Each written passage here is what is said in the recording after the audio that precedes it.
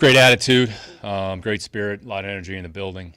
So definitely good to see. As far as next week is concerned, good opportunity for us here. 4 picks in the top 90 or whatever it is right now.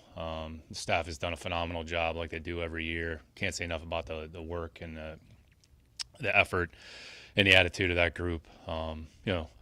Lip, Blanco, Zeke Curtis, John Richer, Brad Matthews, Bailey, DJ Debick. I mean, there's a number of folks just that kind of manage a lot of different things. We rely on a lot of different people. Certainly not a one-man operation, not a one-man band. But they've done an incredible job. Put the organization in a really good spot. I think the big thing right now is just kind of aggregating a lot of information and just kind of distilling it down into a clear picture of what we think we have with each player. So, say it's very fluid. Nothing's set. There's no board, quote unquote, that's set. There's no final list of players or like we're, taking X number of players or these are the 3 players we're focused on. Let's say, honestly, this time of year is a bunch of noise out there. That's a bunch of garbage. So, we're just going to go through our process and just kind of prepare and get ready to go for next week and take advantage of our opportunities to pick whenever those might be. Right now, we're scheduled to pick at 25. Pick at 25, great. If we don't, we don't. However that goes, and just try to be judicious and try to make good decisions on behalf of the organization. Which we feel like we've done a decent job of that over the last few years. So, D'Amico and I will continue to talk about different players, talk about the team. We essentially meet every day, go through different groups of players, get his thoughts, get the thoughts of the coaching staff. Like it's a collective effort. So, because in the end, it's not one person making a decision. It's an organizational decision. Just trying to identify the right people with the right traits and characteristics to come in this building and make a commitment to our football team. This program is about mental and physical toughness. It's about competitiveness, and it's about putting the team first. So the rest of it, it's not about talent. Talent's a part of it, but it's really not about talent. So, the focus is on putting together the best team possible. Got a long way to go before we play our first game. So just get the players in the building. The players that we acquire next week are going to be the furthest behind. So the only expectation is they just try to have a good day, work hard, and just try to give themselves an opportunity to compete with the rest of the team. And that's kind of how we approach it. So, but, definitely excited about the opportunity here next week, and, we'll be ready to go when we have a chance to pick. So go ahead and take some questions and kind of get rolling. Nick, how comfortable are you guys right now at number 25, and where do you see this particular draft, where do you see there's a drop-off in talent, maybe, per se? Just in terms of what do you mean by being comfortable at 25? Do you feel like there is uncertainty given that you're that far back, or do you all feel like you all have like a good group of guys that you all would feel good at number 25 if it came down to that? Yeah, no, we're always prepared to pick. And if we pick at 25, we're going to get a good football player. So, that's what we're focused on. So, honestly, we feel good about this draft. There's players littered throughout the draft, so we're pretty well positioned. Right now, we don't have a 4th-round pick. We got the top 4 in the top, 40, or excuse me, 4 in the top 89. Don't have a 4th, got a 5th. Don't have a 6th, have 2 7s. So we'll have an opportunity, we think, throughout the draft to add players that we think are going to create some competition on this football team. So, I'd say whoever we bring in, it's going to be hard to make this football team. So, just try to get the right players. But we feel good about the players. Our board's probably smaller than some other boards, and that's okay. But, there'll be players to pick on Thursday. There's going to be players to pick on Friday. Honestly, there's going to be players for us to pick on Saturday that we actually feel good about. So, we're going to get a good player if we pick at 25. So, and if we don't pick at 25, then wherever we pick next or whenever we do pick, we think we're going to get a pretty good player. When you look at what you did in free agency, do you feel like it puts you in a position where you don't have to, obviously no one wants to draft purely for need, you have it set up where you can be flexible as far as positions and BBPA? Yeah, well, we've never drafted for need around here. We're never going to. So we're going to pick the best player that we feel fits our program, regardless of the position. I'd say other than quarterback, I'd say pretty much any position's on the table. So like it always is. So try to stay true to our board. That's the reason we grade the players. So we put the players on the board, we grade them accordingly, we value them accordingly relative to what we think the role is going to be, and then we take them off the board as we see fit. So, that's not going to change. Two-part-ish question. You guys made a lot of moves. Not a lot, but there's been shuffling at the receiver position. You guys brought in Christian Kirk, Justin Watson, Braxton Berrios. How do you guys overall feel about the receiver room that you guys have, and What do you think about some of the talent in the draft that the receiver position is producing? Yeah, I mean, look, we think we have a good football team right now. The goal is to try to continue to add good football players. Say there's a number of players at that position that look like they're going to have an opportunity to help their team. So there's always a lot of factors involved in that system. What's the role? How are you going to use them? I mean, it's so hard to tell. We haven't even been on the field yet. So I think you just try to evaluate the player, see some of the things that you like on tape. What are some of the things you don't like? Can you improve those areas and maybe they're deficient?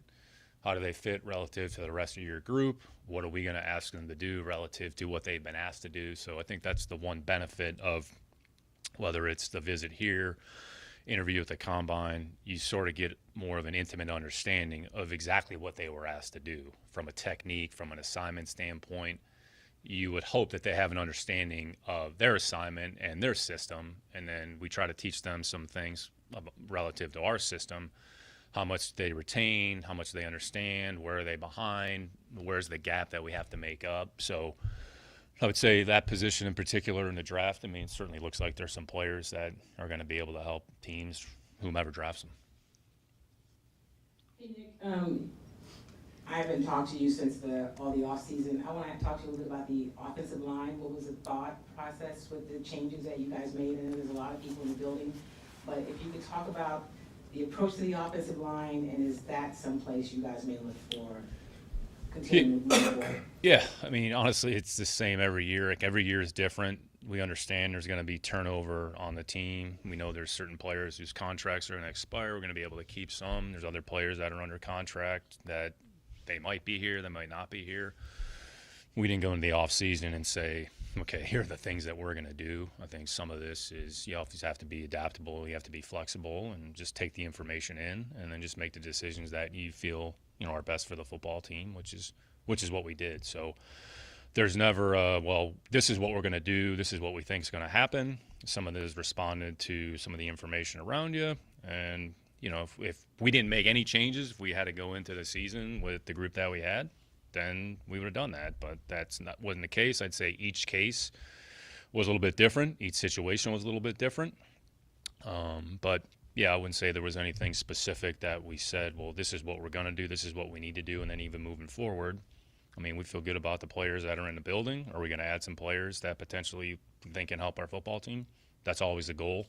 Understanding the draft is one opportunity.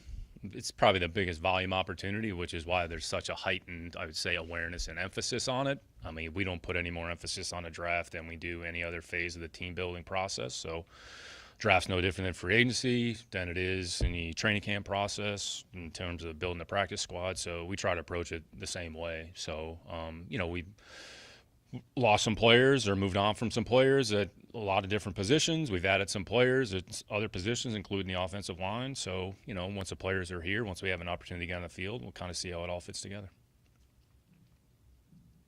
Nick, mine is kind of two-part as well.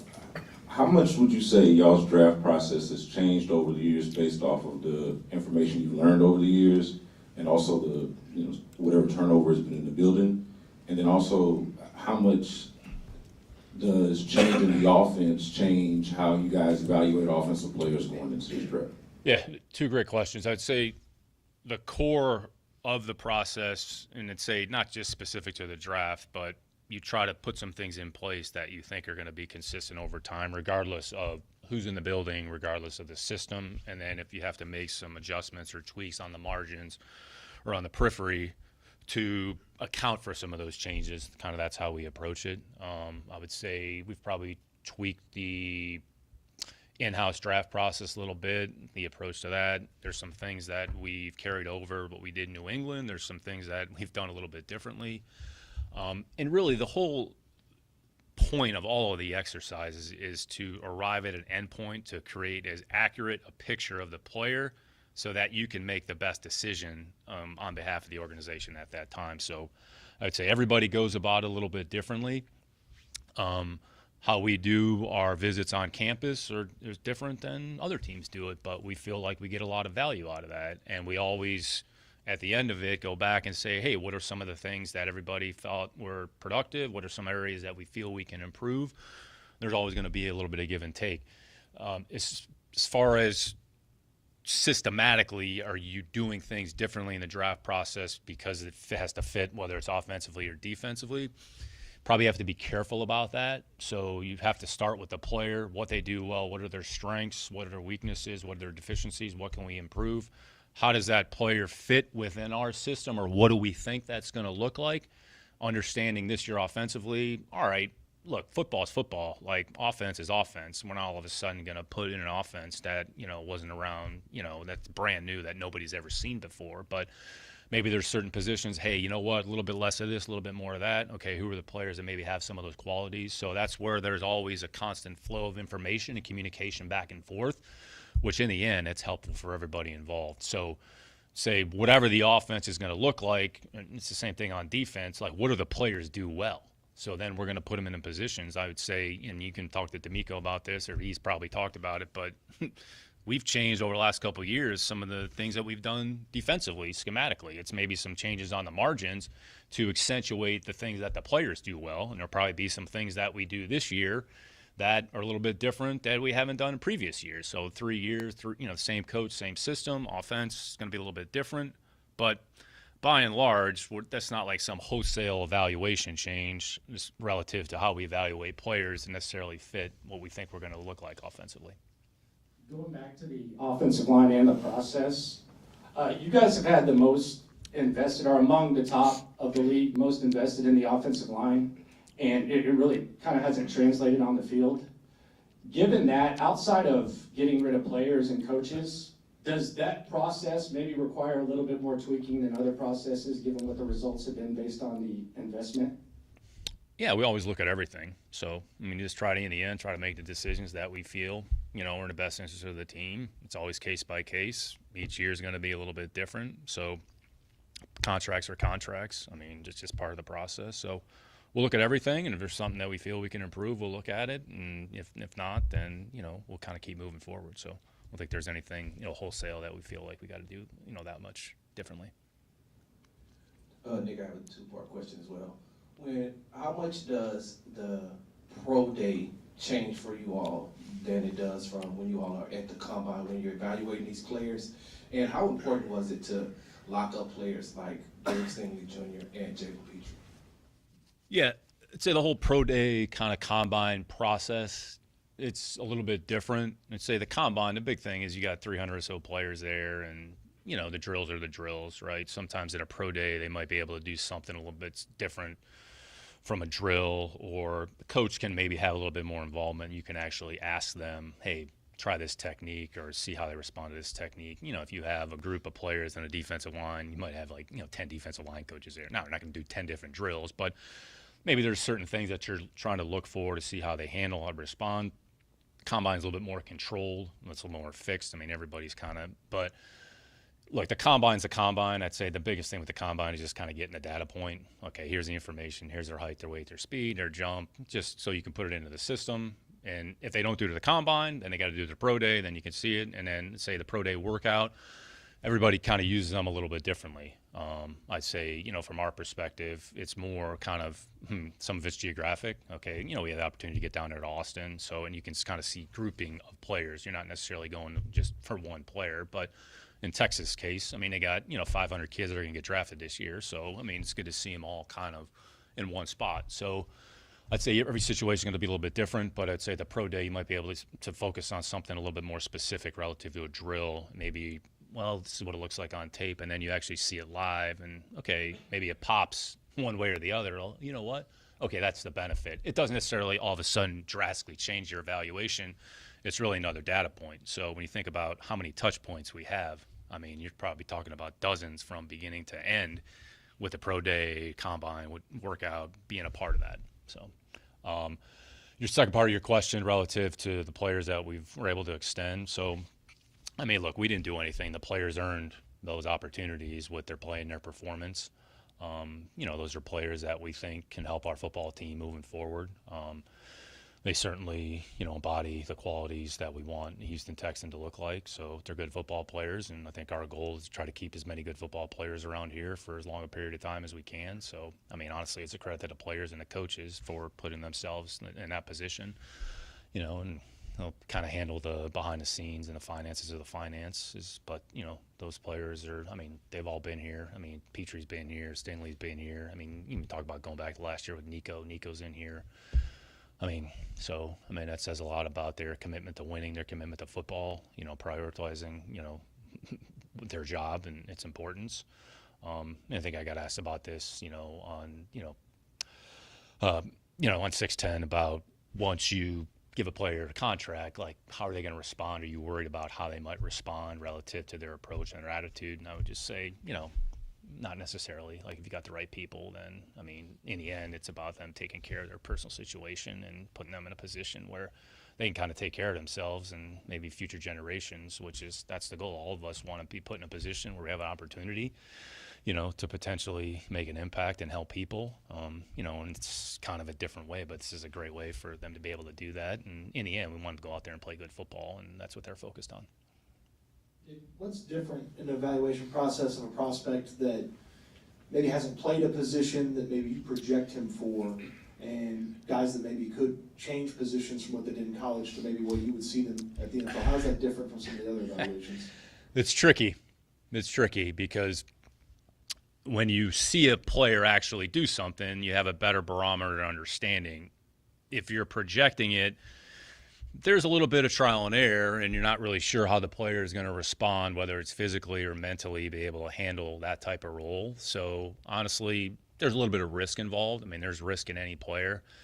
But I think when you see a player, whether it's play multiple positions, then it's a lot easier to say, you know what, we think he might be able to handle a multi-position role, whether it's offensively or defensively. It's, on the offensive line, guys, okay, they've just played tackle.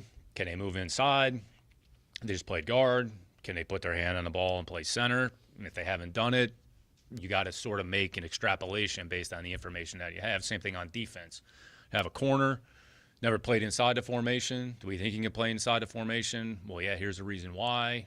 Safety, you've seen – the one thing about college football, you've seen multi-position players. Safety's playing nickel, corner's playing nickel. All right, well, that maybe can enhance a player's overall value and then try to project that in your system. What are you going to ask the player to do ultimately it comes back to, right? And can they handle it? And if they can handle it, great. If they can't, all right, just put them in a position where they can just handle one specific thing. I would say, going back to, some of my experience in New England, like, Edelman, like, never played receiver, right? So you're taking an absolute flyer on a player's traits and his characteristics. I mean, he never caught a punt. He never caught a pass. Okay, well, we think the guy's good with the ball in his hands. We're going to take a flyer on him and see how it goes. I mean, for 4 years, it didn't go very well. It was a little bit up and down. He was injured. But the one thing you saw in the first preseason game, we put him back there for punt return. He, went 90 yards of punt return. It's kind of like, all right, well, I mean, guy's never returned a punt before, but guy gets a ball in his hands. So you don't really know until you actually see it. So there's some risk involved, and you're going to project it. But you don't want to put the player in a position where you're not really given the best opportunity. So we could say on a piece of paper, oh, yeah, this guy can play multiple positions. Okay, can he? All right, well, we think he can. Here's the reason why. Or, we're going to focus on one position, and then once he has an opportunity to kind of play that position, then maybe we can give him some more. And because you're trying to build your overall depth and overall value of your team. It's here internally, Titus is a real good example. And I wasn't here when Titus got drafted, but Titus, he was a quarterback, but he really wasn't. Then he played tackle, right? So he was a tackle. And then nobody really knew if he could play inside until he was actually put inside. And Titus is actually going in there and done a pretty good job when he's asked to play. So again, it's what's a position, what do you ask him to do? Okay, you want to be fair to the player, but it's always case by case, and not everybody can do everything. Sometimes they're better off just focusing on one position and try to get really good at that position because that's their best opportunity to help the team. So. Nick, kind of just piggybacking on that. When it comes to scouting smaller school players, especially when it comes to offensive and defensive linemen, when the talent level is completely different than what you see at the Power 5 level, is it more challenging to project their ceiling and what they can be, especially when you only get a small sample size, say at like a Senior Bowl or like an NFLPA Bowl, where you get to see them up close in person? I think the nature of the draft in the end, there's a projection element, regardless of how much a player has or has not played. When you're playing at a lower level, quote unquote, a lower level, there's obviously going to be an adjustment period that takes place. So is there an opportunity to evaluate that, like you said, in the Senior Bowl or East-West or something like that? I mean, I'd say those two games done a pretty good job of maybe bringing in some lower level, smaller school players. But it's a huge jump. There's no question about it. So how are they going to handle it? I'd say, going back to, Duggar, there's another example in New England, basically a small school kid. I mean, they were playing against like the 20 of us in this room, like basically nobody. And then, went to the Senior Bowl, and I'm including myself in that equation. And then, went to the Senior Bowl and did okay. So is there some evidence along the way? But so you have to, again, it's, all right, here's the player, here's what we think he does well. You might have to not downgrade it based on the level of competition, but there's a little bit of difference, what the guy does against LSU versus what he does against, Western Tennessee State or somebody like that, if that's who they're playing every week. So you're not going to eliminate a player, but, give him an opportunity. But, not every player can make that jump. So, I mean, it's case by case like a lot of this is, but there's a projection element that's involved. No question about it. Nick, as you normally do when you open up these press conferences, you mentioned some of the guys that are in your group, Lip, Zeke, and Brad. You guys have been together the last couple of years doing this. Last 3 drafts, you drafted 6 offensive linemen, 3 in the first 2 rounds. Do you think internally there needs to be a reevaluation of how you evaluate that specific position? I mean, we look at everything on a constant basis. So, again, it's case by case. I mean, a lot of faith and confidence. I mean, I'd say the entire building, starting with D'Amico and the coaching staff, have a lot of confidence in that group. So, again, we'll look at everything, and we'll try to make decisions that, we think make sense for the organization. They're not all going to work. I mean, I've said this before. I mean, I don't know how many times I've said it, but it's a lot. You can ask Omar. I mean, the draft's 50-50. I mean, that's what it is. So some are going to work, some aren't going to work. I mean, that's just the way it goes. So we're no different than any other team. So if there's something that we can improve and tweak and adjust, we'll look at it. So it's never one particular thing and never one factor, but we're always open-minded and always trying to find ways to make things better. Nick, you spoke about, how the changes on the offensive line, they were case-by-case basis, but given the fact that you all had so many changes, do you feel like you have to leave this draft by at least touching on the offensive line at all? Yeah, like we feel we got to add good football players to our football team. I mean, that's what we're focused on. So whatever those positions entail, then that's how it's going to work. So, I mean, that's how we approach